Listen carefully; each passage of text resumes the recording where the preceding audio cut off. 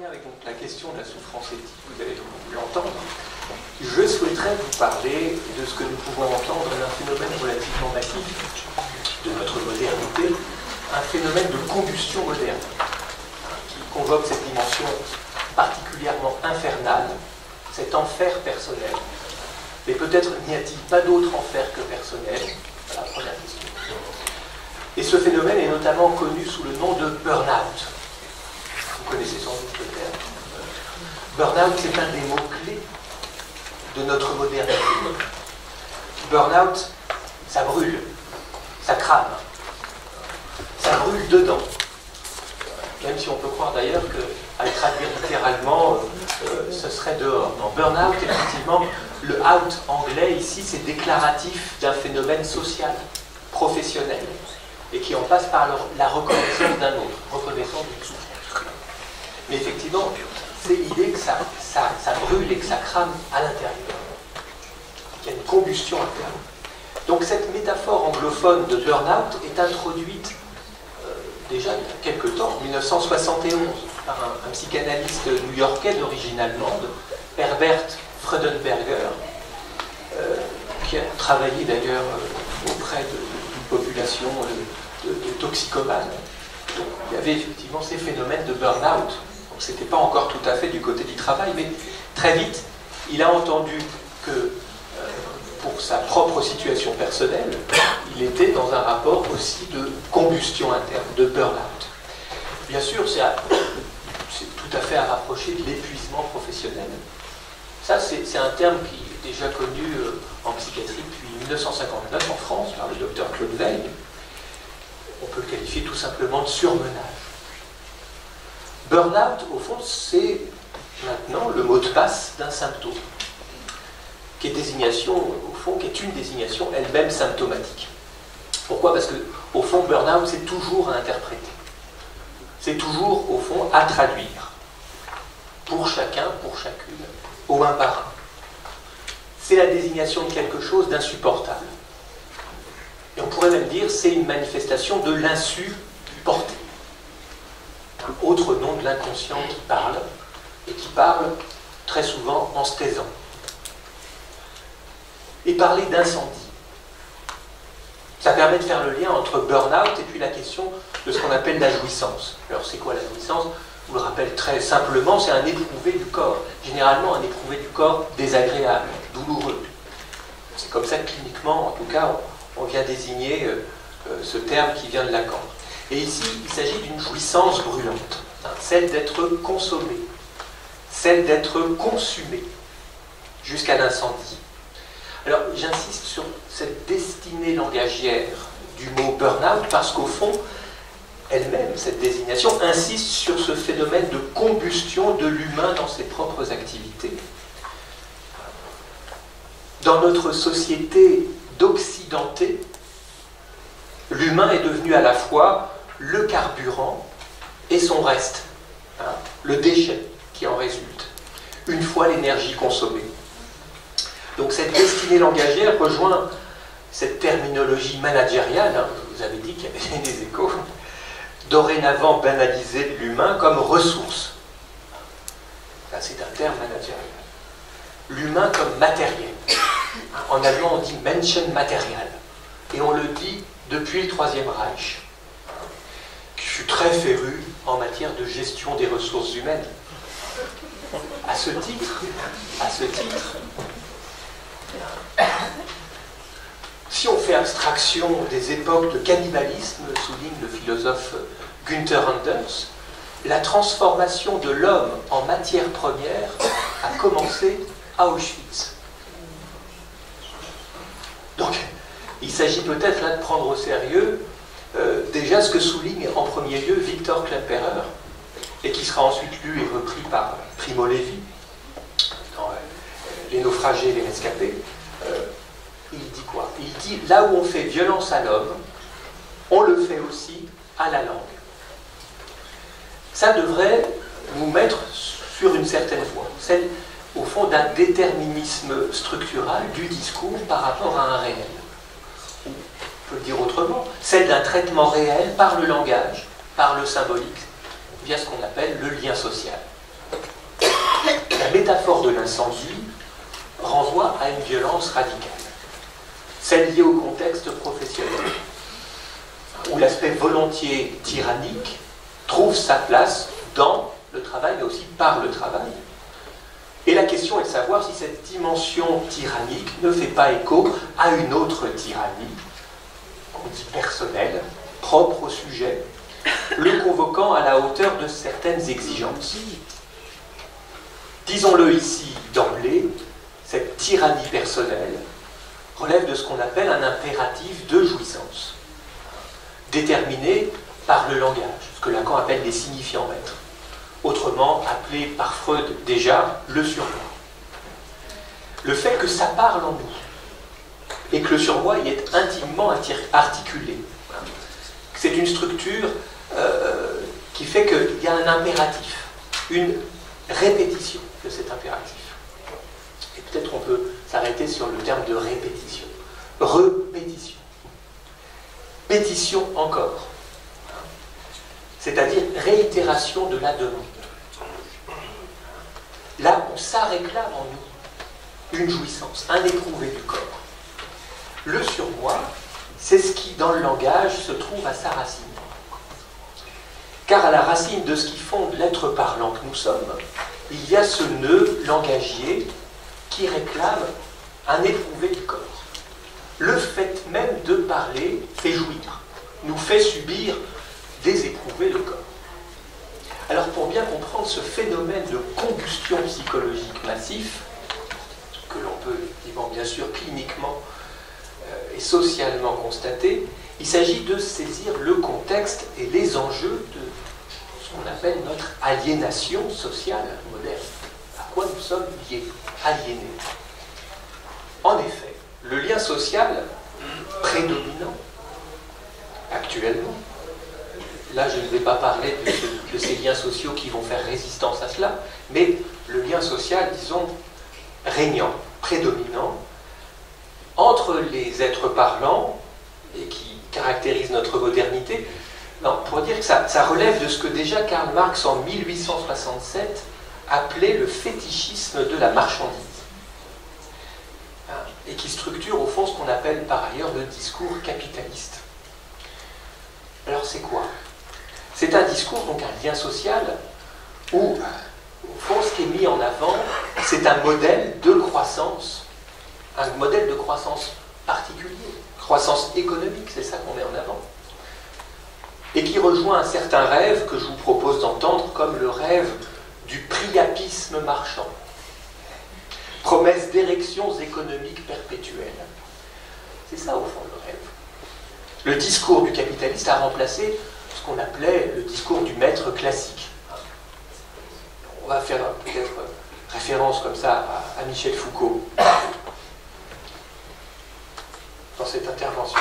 Et depuis l'avènement de la seconde révolution industrielle, on a effectivement ce changement de discours, de paradigme sur le plan social. Alors Lacan s'y a intéressé un petit peu parce qu'il le décrit en 72, ce lien social capitaliste. Il dit au fond que c'est follement astucieux. Mais c'est néanmoins voué à la crevaison, parce que c'est intenable. On le voit peut-être avec le burn-out. Le fait que ça marche comme sur des roulettes, dit-il, à exploiter le désir des parlants et de manière acharnée. Exploiter le désir. Dis-moi ce que tu désires, ce que tu demandes, et je vais essayer de combler ce désir, qui est une fausse promesse bien entendu, puisque derrière, il faut que le circuit marchand soit toujours réactualisé. Donc, l'exploitation d'un désir de manière acharnée. Il se trouve que ça marche trop vite.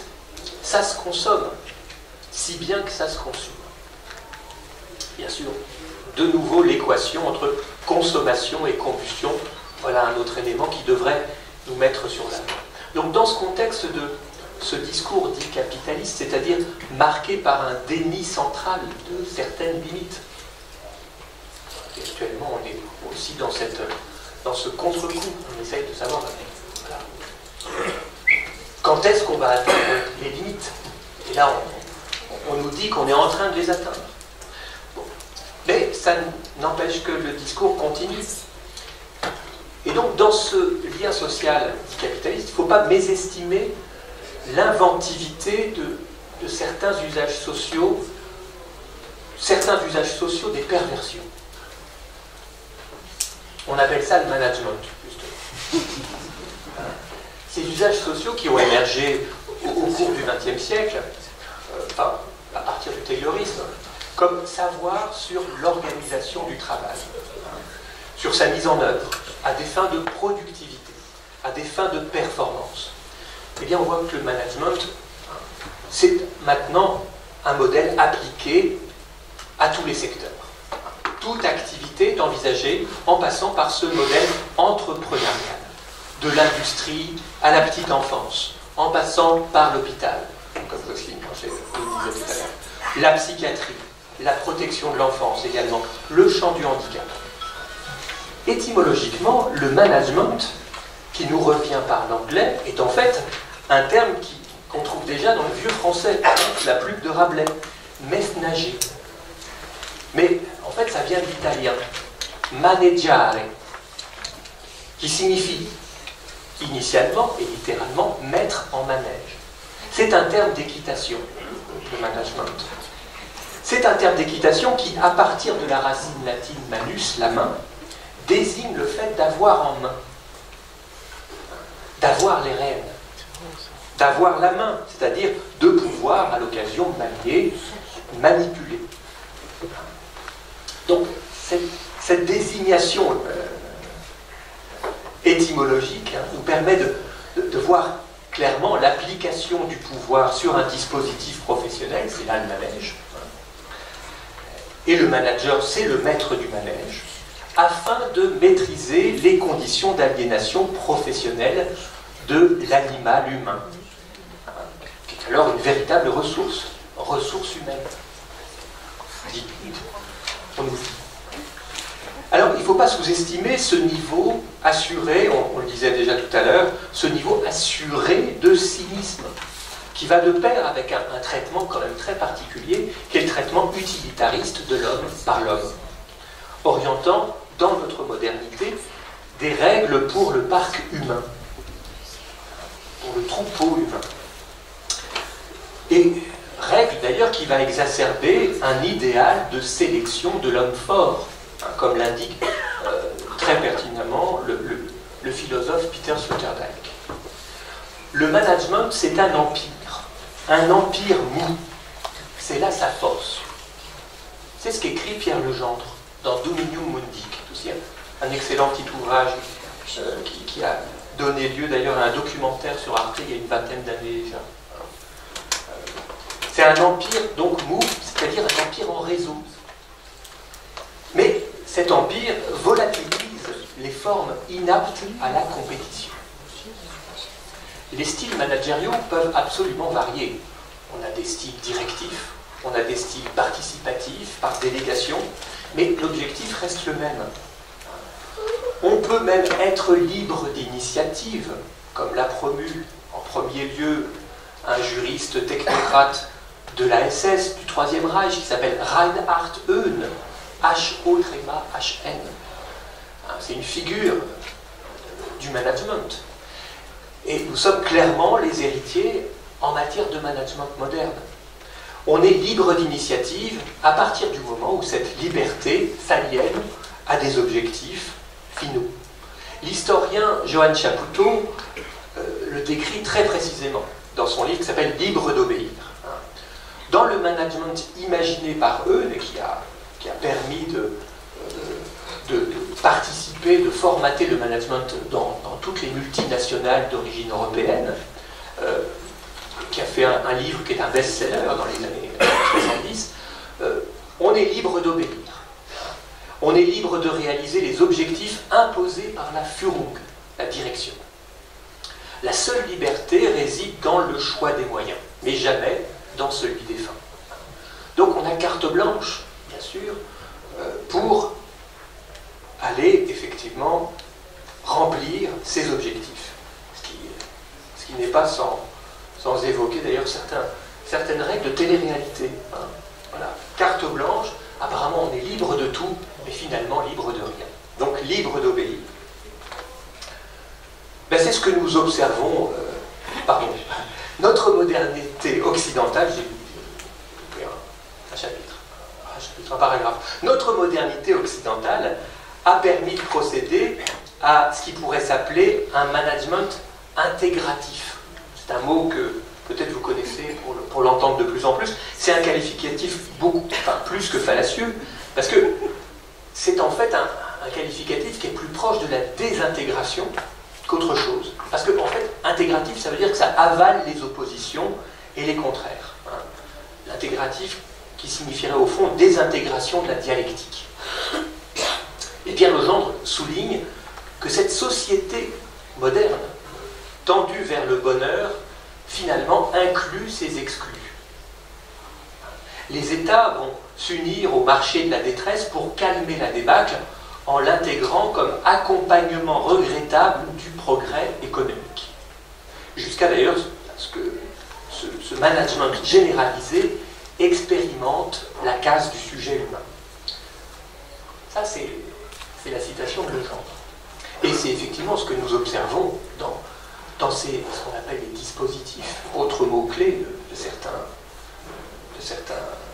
types de management. Ces dispositifs de plus en plus nombreux on le rappelait tout à l'heure avec Jocelyne Planchet, de plateformisation. On plateformise, on fait des plateformes.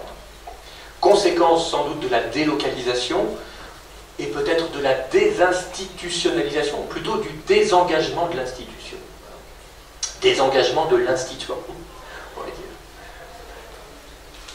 Et après de nombreux autres secteurs, on voit l'émergence de la plateformisation du soin, avec un cortège de nouvelles applications, des apps. Merveille de l'innovation, apte à répondre enfin au mieux, nous dit-on, à la demande. Et on ne peut que constater le résultat inverse, c'est-à-dire une systématisation de l'impuissance, à tous les niveaux, et une désertification du lien social. Cette systématisation semble résulter du fait des restrictions de moyens prétendument inévitables, mais finalement essentielles, comme on l'entendait ce matin. Finalement, ces restrictions de moyens sont essentielles au dispositif et à l'organisation du travail. L'important, c'est de rester à flux tendu et d'introduire une tension qui est finalement invivable. Soulignons que ces rapports cyniques, généralisés, passent notamment par une orientation de la langue, une maltraitance de la pensée, souvent tronquée, parfois détruite, afin d'être réduite, alors soit à l'évaluation, or la pensée, ce n'est pas le chiffre, la quantification, effectivement, soit, si ce n'est pas l'évaluation, c'est ce qu'on appelle la communication, c'est-à-dire le slogan. Mais la pensée peut difficilement se réduire au slogan. Aussi, beaucoup plus qu'une psychopathologie individuelle, le burn-out est à concevoir véritablement comme maladie de la civilisation. Ça, c'est Pascal Chabot, le philosophe Pascal Chabot, qui le décrit comme mal global, et qui semble être d'ailleurs la dure rançon d'un certain mythe de notre XXe siècle, de l'après-guerre, de l'après-seconde guerre mondiale, qui est le mythe de la civilisation des loisirs. C'est une publicité sans doute constante, complètement banalisée, et mensongère aussi, qui est arrimée à ce lien social qu'on appelait tout à l'heure capitaliste. Ce mythe, c'est quoi? C'est qu'on a l'idée que l'homme, l'humain, devait céder la place à la technologie, voire à la technocratie, pour alléger son effort, afin de vivre enfin le paradis terrestre. Le paradis terrestre, voyez ce qu'il en reste. Chante Gérard Manset en 70. Je vous invite à l'écouter, c'est tout à fait d'actualité. Et au fond, le burn-out, ce serait la nouvelle ascédie.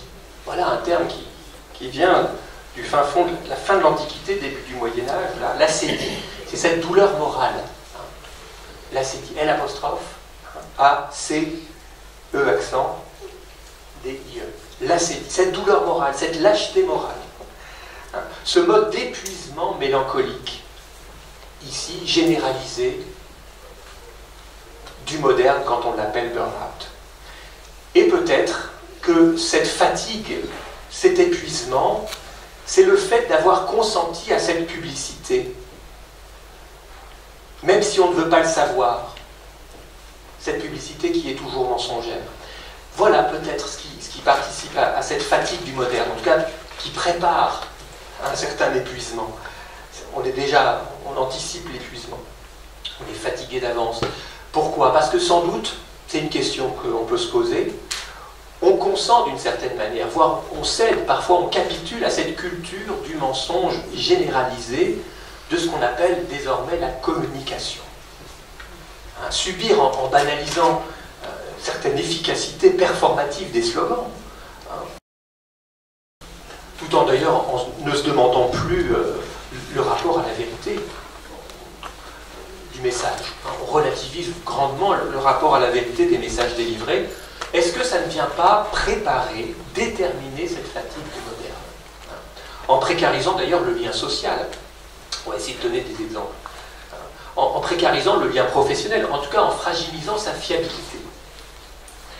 Du management à la communication, tout ceci finalement ne prendrait pas cette ampleur, n'aurait pas un succès certain s'il n'y avait pas, bien évidemment, un répondant du côté de l'être parlant, qui est réclamé, l'être parlant, il est réclamé jusqu'à être réduit au statut de consommateur, ou bien d'usager.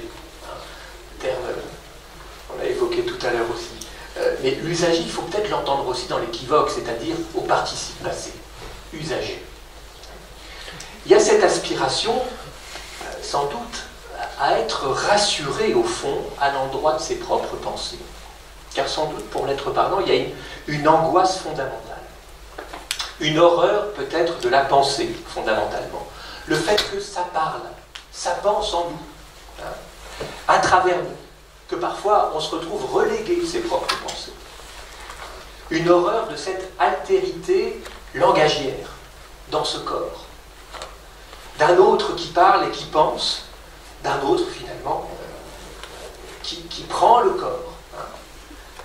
Corps qui est pris dans le langage donc. D'où peut-être cette passion, ce renouvellement de la passion pour la norme. Norme qui peut aller jusqu'à vouloir effacer toute altérité, être normal.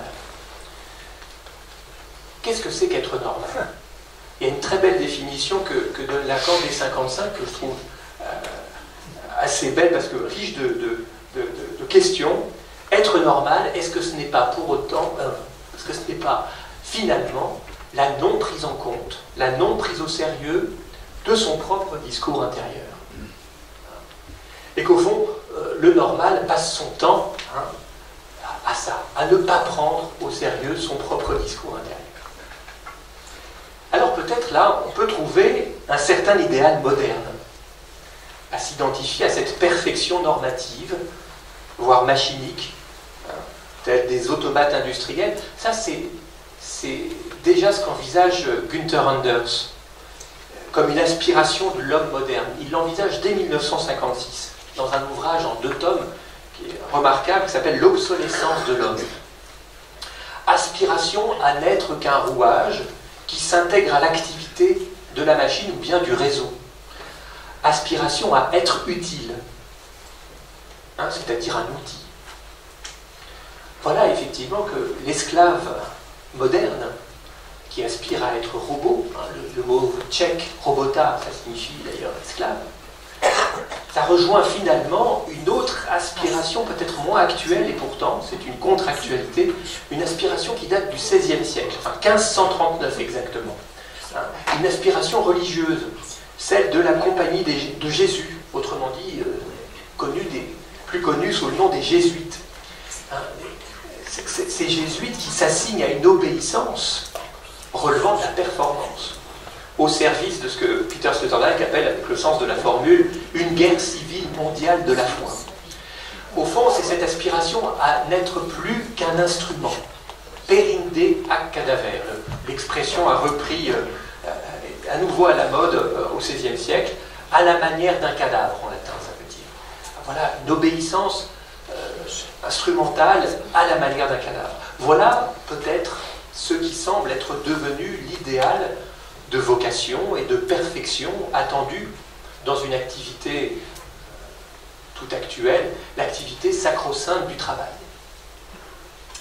Alors, contrepartie de cette aspiration à la perfection chez le moderne, il y a cet autre versant qui est cette angoisse d'être, comme on le disait tout à l'heure, angoisse d'être sujet à des pensées qui nous viennent et qui s'exprime par ce que Günther Anders appelle la honte prométhéenne, la honte du moderne.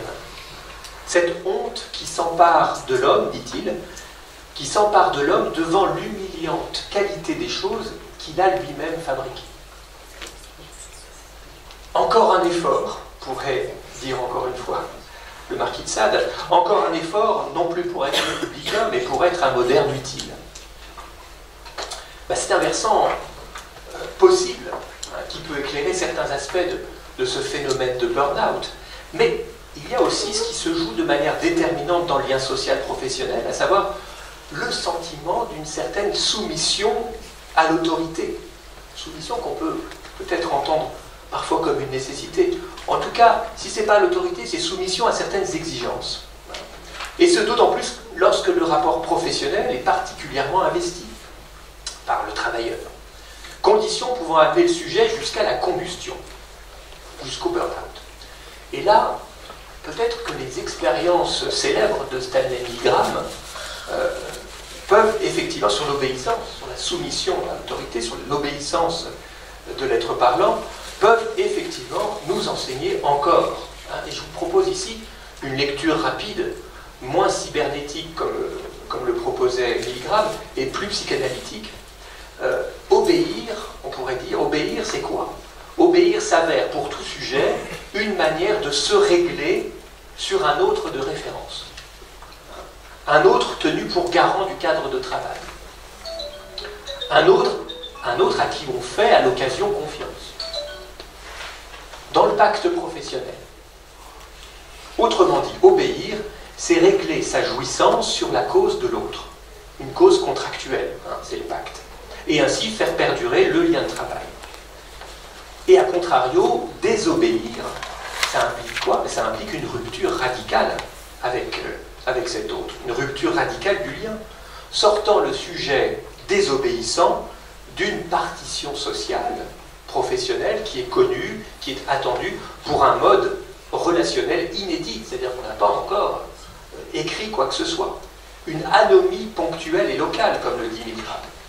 Donc, autrement dit, la désobéissance, c'est radicalement un acte de destruction du lien à l'autre.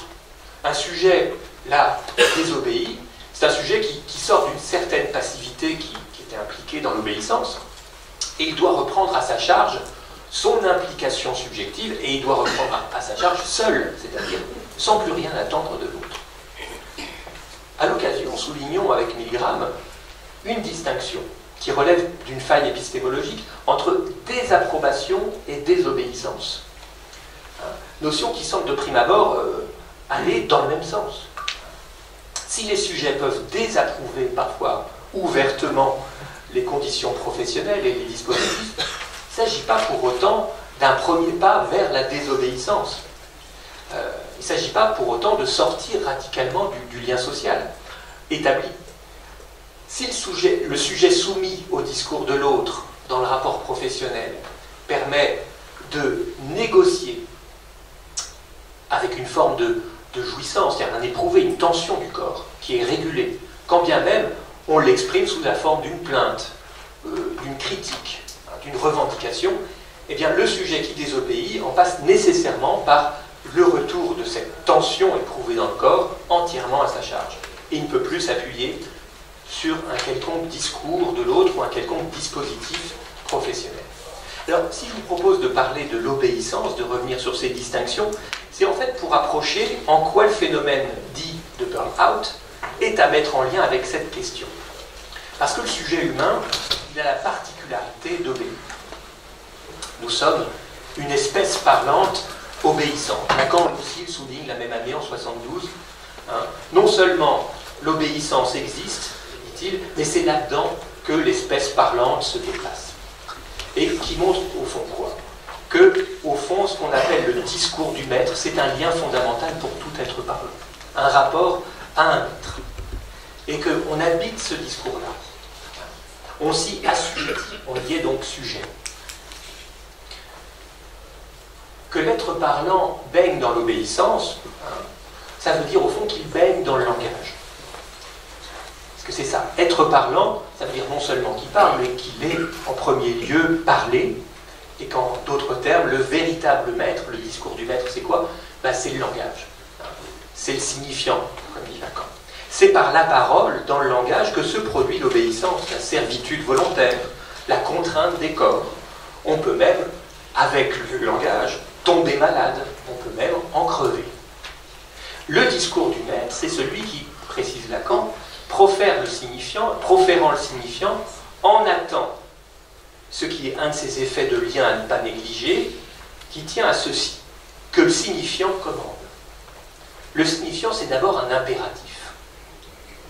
Donc il y a obéissance dès qu'il y a une parole, au moins un signifiant qui nous appelle et qui commande.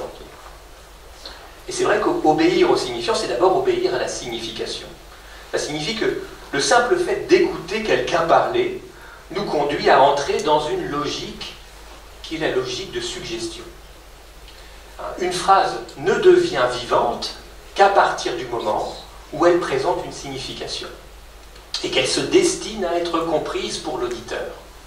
Le sujet à l'écoute est un sujet qui se destine la signification de la phrase, du fait que l'auditeur attende et désire que la signification se boucle, et pour cela anticipe sur sa fin, sur la fin de la phrase. Il participe alors, l'auditeur, en permanence à la phrase qui se déroule. Ainsi, le sujet de l'interlocution, quel qu'il soit, c'est toujours un interprétant de l'autre. Un interprétant et de ses signifiants. Les signifiants, bien sûr, qui ne sont pas seulement les mots, c'est un regard, un sourire. Mais dans la clinique, c'est très, très important. On l'a vu en temps de Covid, comment on en était tout à fait privé à certains moments. Donc, de ces signifiants-là. Écouter des paroles, y accorder son ouïr, c'est déjà être plus ou moins obéissant. Obéir n'est pas autre chose. En fait, c'est aller au-devant dans une audition. Et c'est bien là aussi l'origine étymologique d'obéir. Du latin obedere, qui vient de audire, entendre. Ça signifie à la fois prêter l'oreille et en même temps se soumettre. C'est-à-dire être au-devant, dans l'acte d'ouïr, dans l'écoute même. Donc avec cette question de l'obéissance, se dessine cette propension qui est la nôtre en tant que parlant, à nous faire, avec Michel Foucault on pourrait le dire comme ça, le répondant biopolitique d'un impératif qui est celui propre au langage. Mais peut-être pouvons-nous insister sur les conséquences que cela emporte du fait d'être pris dans le lien social fondé sur la transaction commerciale, pour le dire autrement, sur la consommation.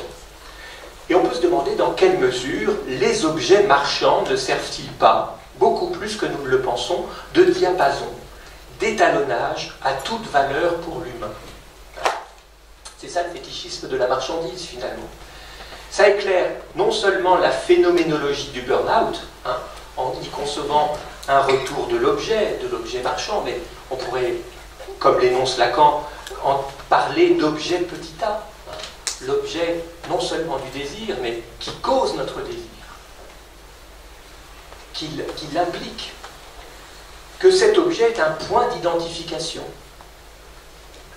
qu'on peut être réduit à l'objet, qu'on peut se sentir l'objet petit a d'un autre, c'est-à-dire se sentir livré à un autre qui peut devenir potentiellement jouisseur, persécuteur, qui peut nous exploiter, qui peut nous maltraiter. Et ça éclaire aussi une autre face de la même pièce, une autre phénoménologie psychopathologique, qui est ce qu'on appelle l'addiction. On en parlait aussi.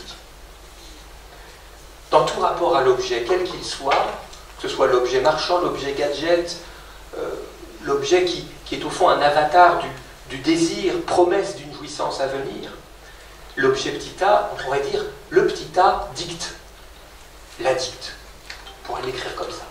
Et alors, quel est ce diktat? que le petit a dicte la dette du parle, jusqu'à devenir à l'occasion un puits sans fond.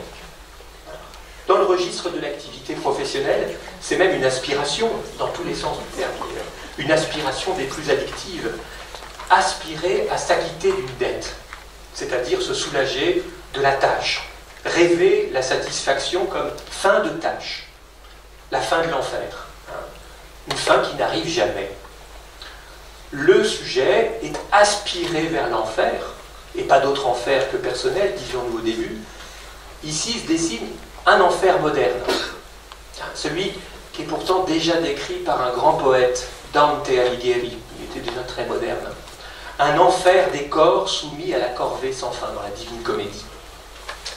Un enfer où là, il y a une jouissance sans fin, une douleur et une torture des corps.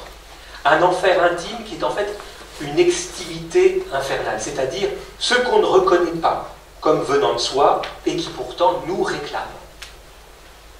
Dante est le premier à décrire le fond de l'enfer, dans son livre sur l'enfer, comme un lieu glacial de la production mécanique, répétitive, inconsciente on pourrait dire, où le mal est défini comme activité industrielle. Alors ici c'est dans le sens de répétitivité immuable et morte.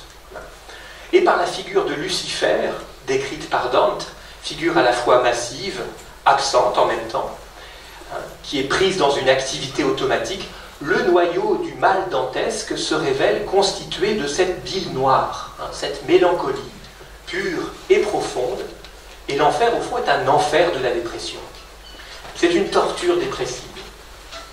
Et on peut entendre au passage que le burn-out, c'est une combustion au un par un, qui isole le sujet, chacun, chacune chez soi, c'est comme le home cinéma, rendant très souvent difficile une quelconque remobilisation sociale, associative, rendant difficile une remobilisation ne serait-ce que par une plainte dans un premier temps, ou une quelconque revendication. Alors, de ce rapport tragiquement humain qui nous lie à l'enfer, eh bien, là aussi, c'est ce qui fait dire précisément à Lacan, le désir de l'homme, c'est l'enfer. Et en cela, il répond à Sartre, qui disait l'enfer, c'est l'autre, c'est les autres. Là, il dit au fond, le désir de l'homme, c'est l'enfer. Il dit, car non seulement le désir est infernal, mais ça signifie aussi que ce à quoi l'homme aspire, c'est l'enfer qui manque, et qui s'avère alors, de ce fait, logiquement, inconsciemment, désirable. Quoi qu'on en veuille, quoi qu'on en dise. Alors, cette idée de l'enfer personnel comme ce à quoi inconsciemment on aspire, ça contrevient quand même à l'idée d'une aspiration au bonheur. On distingue ici radicalement le désir inconscient du plaisir. Freud l'avait déjà très bien décrit et circonscrit dans cette instance qu'on appelle le surmoi, et en 1923, il le décrit très bien cliniquement. Il dit plus le sujet se trouve dans une conduite, plus le patient se trouve dans une conduite morale, on pourrait dire impeccable, réprimant ses satisfactions, et bien plus le surmoi, qui s'exprime tant dans le commandement que dans l'interdit, va exagérer sa pression, va devenir sévère, impérieux, exigeant. Et c'est à partir de là que la figure du surmoi s'est érigée, a fait consistance comme figure obscène et féroce, l'expression est de Lacan pour commenter Freud. Figure obscène et féroce. Mais le surmoi peut prendre bien d'autres visages que la figure tyrannique. Et ce d'autant plus que les modalités du malaise dans la civilisation ont changé depuis les développements de Freud en 1929. Le surmoi moderne, qu'en est-il? Le surmoi moderne ne se présente pas, toujours, loin de là, comme une instance répressive. Et même au contraire, le surmoi moderne peut se présenter comme un idéal de jouissance permissif. Au point que le sujet finisse par se ressentir comme exclu d'une vie promue. Une vie de promesse de satisfaction. Ils se sentent privés, au point d'ailleurs de retrouver ce qu'on appelle l'invidia avec Saint-Augustin, l'envie. cette envie qui va faire que le sujet peut se mettre à courir après une jouissance toujours manquée. On retrouve là l'avidité, jouissance avide, en un seul ou en deux mots, addict, autrement dit. Donc notre modernité est encline à nous seriner des slogans, des mots d'ordre, des impératifs qui nous semblent de prime abord des plus bienveillants. Enjoy, pour parler anglais. Profitez-en au maximum. Faites comme chez vous, détendez-vous, faites ce que vous voulez, forfait illimité. Positivez. Venez comme vous êtes. C'est le jeu de reconnaître les slogans. Ouvrez du bonheur. Encore meilleur, encore plus grand, encore mieux, encore plus. C'est le paradigme. Dans ce bombardement incessant des signifiants imposés, l'impératif de jouissance, jouissance de vivre, c'est une basse continue, un discours, qui exploite notre désir de parlant et qui oriente aussi nos choix tout au long de l'existence. Et dans le même temps, dans ce même lien, nous avons aussi des mots d'ordre contradictoires de plus en plus. Ça produit d'ailleurs des injonctions paradoxales multiples. Ça vient aussi effriter la fiabilité du lien. Parce que dans le même objectif de jouir davantage de la vie, on entend aussi « faites du sport, bougez entre les repas, fumez tue. Attention, l'abus d'alcool est dangereux pour la santé. Un crédit vous engage. Voir conditions en magasin. » Et puis vous avez le fameux et célébrissime 5 fruits et légumes par jour. Notre existence se trouve donc là mise en tension par d'incessants défilés d'énoncés que nous devons tenter de relativiser, de neutraliser, alors même que cette hyperstimulation, qui confine à un traitement bestialisant du parc humain, conditionne nos divers modes de jouissance. Nous pouvons entendre aussi que ce terme de jouissance, c'est aussi d'abord un terme juridique, la jouissance qui se décline en usus, fructus, abusus, c'est-à-dire l'usage, l'usure, le fruit du travail, le fruit récolté, et puis l'abus. Étymologiquement, l'abus, c'est la consommation complète. Et pour bien saisir le rapport au surmoi moderne, ce surmoi qui nous intime l'ordre d'enjoy, d'en profiter, voici peut-être une petite histoire qui va peut-être nous enseigner un peu, une histoire qui est initialement racontée par l'artiste Patrick Timsit et qui me semble faire paradigme. C'est un homme qui vient consulter son médecin avec cette demande angoissée: « Docteur, je veux vivre vieux. Dites-moi comment faire. » Le médecin répond: « Bon, alors vous fumez? » « Non, répond l'homme, il coche. « Vous buvez? » « Non. »« Est-ce que vous avez des relations sexuelles avec des partenaires multiples? » ?»« Non. » Alors il marque un temps, le médecin un peu perplexe, il dit: « Et pourquoi vous voulez vivre vieux alors ?» Et en effet, c'est bien là le paradoxe à vouloir séparer l'existence de ses jouissances afin de la préserver, alors même que la vie n'est pas autre chose que ce qui se jouit et ce qui s'éprouve, sans d'ailleurs qu'on sache quoi que ce soit de ce qu'on appelle la vie. Il y a dans cette histoire paradigmatique, parabolique, ce qui se vit de l'exigence surmoïque au nom de se jouir le plus longtemps possible de la vie, en un mot, et jusqu'à faire le choix de s'astreindre, de se mortifier même, et finalement ne plus vivre pour se préserver au maximum. Le surmoi est ici central dans ce qui se produit d'une figure réactionnelle d'extrême privation consentie au milieu d'une opulence d'offres de jouissance. Anorexie, peut-être une autre expression de l'addict, du diktat, de cet objet petit a qui nous dicte.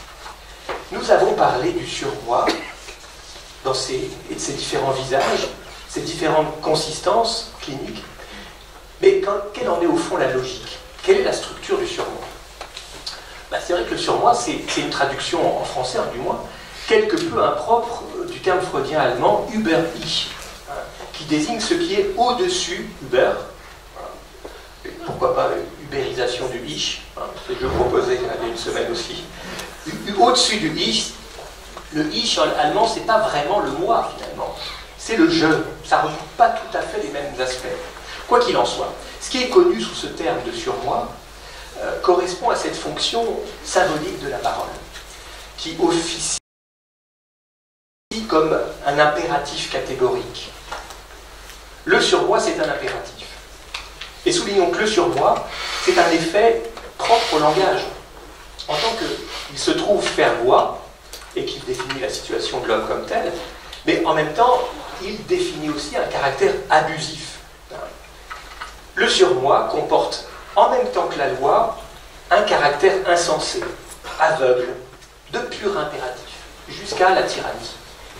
Parce qu'au fond, le surmoi, c'est la loi, mais c'est aussi sa destruction. Et en cela, il est la parole même, le commandement de la loi. Donc c'est au fond une parole féroce, privée de tout sens, comme une figure obscène qui opprime, mais qui au fond désigne notre rapport humain au langage. Ce qui peut d'ailleurs s'avérer tout à fait ravageant et en même temps fascinant dans les résonances produites, qui nous renvoient sans doute à des expériences premières du sujet dans sa petite enfance. Le surmoi touche au pivot du langage et de ce qui se produit de parole. Une parole réduite à son trognon.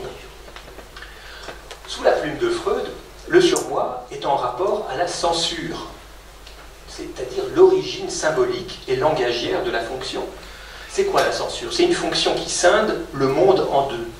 D'un côté, la partie reconnue et accessible, et de l'autre, l'inaccessible, l'interdit. Et qui participe alors à des formations de symptômes. Mais la censure, c'est aussi un moyen psychique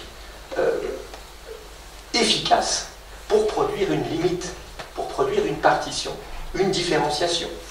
C'est ce qui permet de tromper, mais aussi de se tromper, de mentir, mais aussi de se mentir.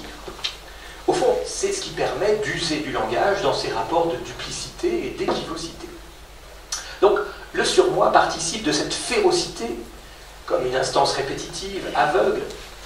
Mais en fait, on entend que c'est une loi qui passe par un énoncé discordant. C'est-à-dire qu'il y a toujours dans le surmoi une pointe au caractère inadmissible et inintégrable. Ça veut dire quoi? Ça veut dire au fond qu'une loi symbolique est toujours en son fond incomprise. Et que, au fond, cette censure, qui est essentielle dans le discours, et en tant qu'on a là, avec cette censure, à produire des limites pour que le monde soit vivable, eh bien, en même temps, c'est aussi ce qui nous fait entendre qu'une loi ne peut être complètement formulée. Une loi ne peut pas être entièrement dite. Et pourtant, elle ne peut pas être entièrement justifiée, pour le dire autrement. Et pourtant, elle a un point d'origine. Cette fondation, c'est sans doute ce qu'on appelle le surmoi, c'est-à-dire au fond quelque chose d'un point obscur, un point de jouissance, un point d'éprouvé du corps, et qui donne à l'humain la mesure de son monde propre, la mesure des discours, des liens sociaux, la mesure de la culture dans laquelle le parlant baigne, tournant autour d'une absence irrémédiable de sens. Donc, ça veut dire quoi? Qu'à cet endroit précis où le langage réclame, demande une jouissance du corps, le corps s'éprouve encore, mais il y a une absence de sens. Afin, alors voilà, une autre petite histoire peut-être, enfin d'illustrer ce dernier point, quoi de plus efficace peut-être qu'un slogan publicitaire, encore une fois, vous connaissez sans doute, et ça concerne un soda Orangina. Alors c'est pas un slogan très actuel, mais enfin ça a une vingtaine d'années.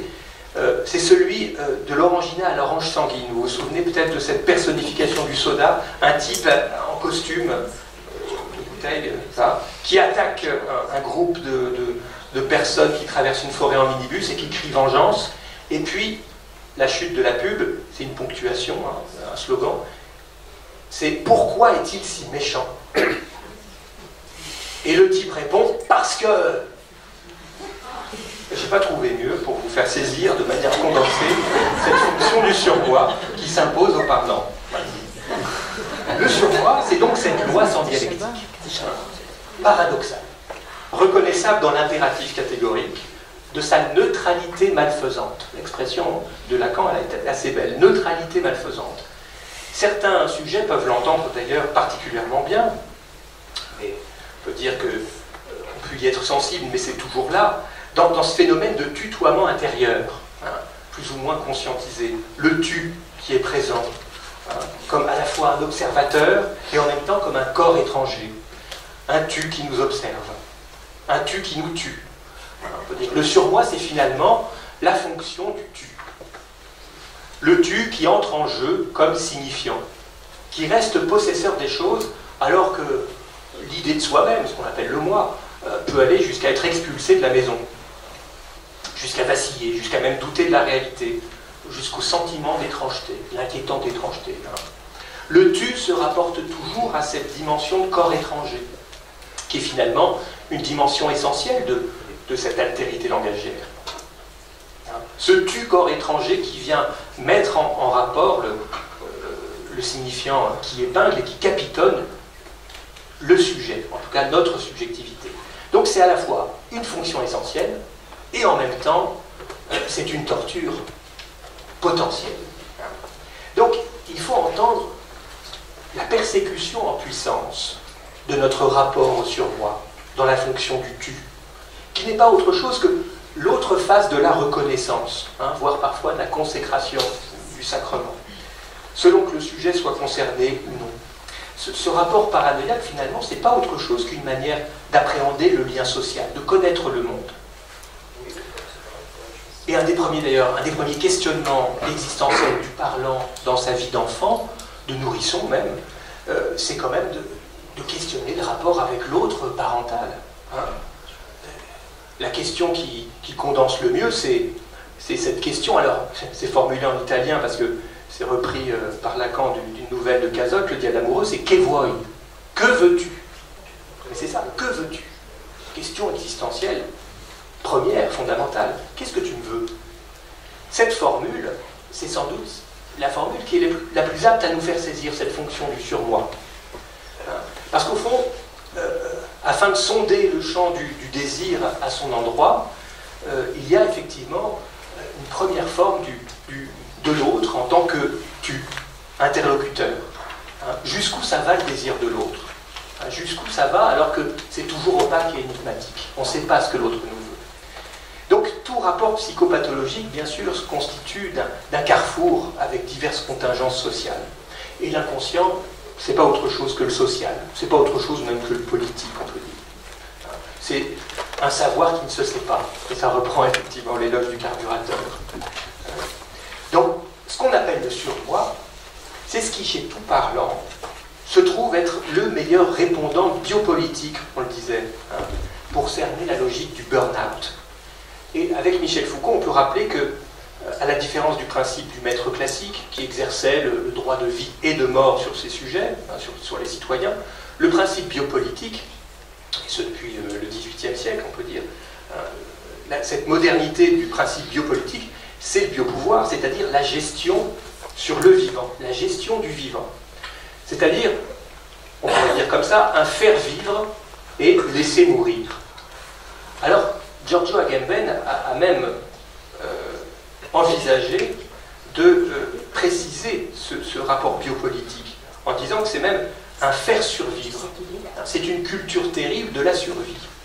Ce qui ne manque pas d'ouvrir la voie à, on pourrait dire, une extension de plus en plus dure des procès de ségrégation dans nos sociétés.